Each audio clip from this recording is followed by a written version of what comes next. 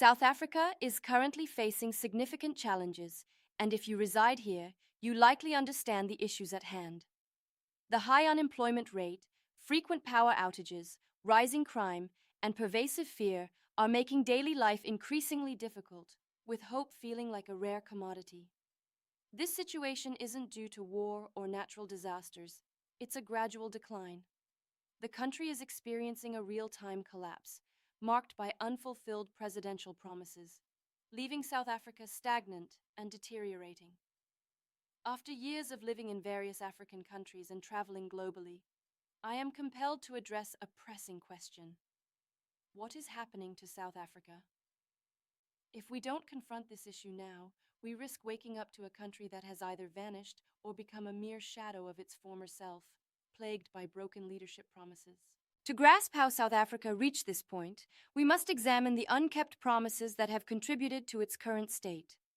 Despite its rich political history, including figures like Nelson Mandela, a Nobel Peace Prize laureate and symbol of resilience, serious issues were already emerging during his era.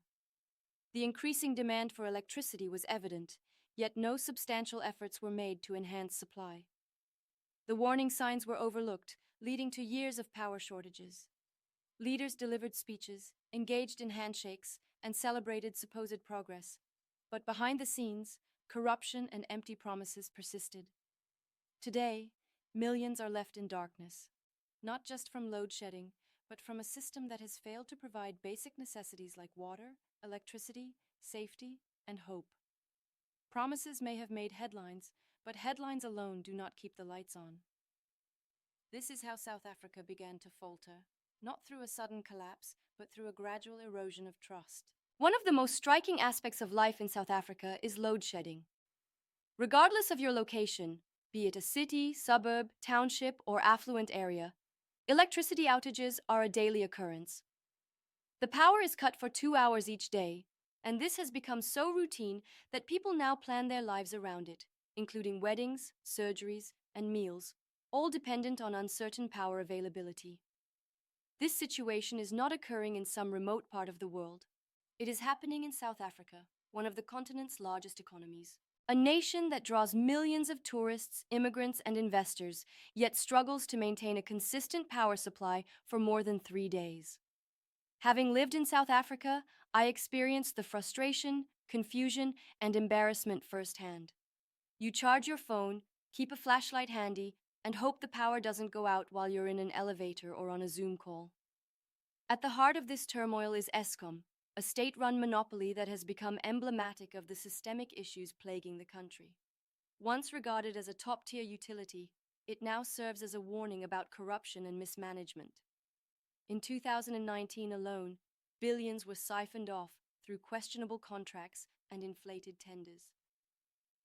The Auditor General of South Africa reported over 170 billion rands, or $9 billion, in irregular spending across state-owned entities, including Eskom, yet no changes have been made. There is no competition, no accountability, just more speeches and more darkness. Until this monopoly is dismantled or significantly reformed, South Africans will continue to suffer, not from a lack of power, but from being trapped by it. Unemployment is particularly heartbreaking. In 2024, South Africa was officially recognized as having the highest unemployment rate in Africa. This isn't just a statistic, it's a national tragedy. Over 7 million people are without jobs, which means 7 million dreams are on hold, 7 million families are struggling, and 7 million individuals wake up each day uncertain of where their next meal will come from. What's even more disheartening is that having a university degree no longer guarantees employment. Graduates can finish with honors and still find themselves at home, applying for non-existent jobs. This situation is not only frustrating, but also perilous, as a lack of opportunities can lead to a loss of hope among the youth. Many locals are now competing with immigrants who have come to the country in search of a better life. This isn't about xenophobia. It's about a failing system that struggles to support its own citizens, let alone others. I recall my return to South Africa and witnessing the situation firsthand. Load shedding in South Africa is more than an inconvenience. It's a daily reminder of deeper systemic failures. It exposes the consequences of unchecked power, both literally and politically. As long as monopolies like Eskom remain insulated from reform, the cycle of mismanagement, corruption, and public suffering will persist. But South Africans are resilient. They adapt, they endure, and many continue to push for change. The question is no longer when the lights will come back on, but when real accountability will. Because in a country full of potential, no one should be left in the dark.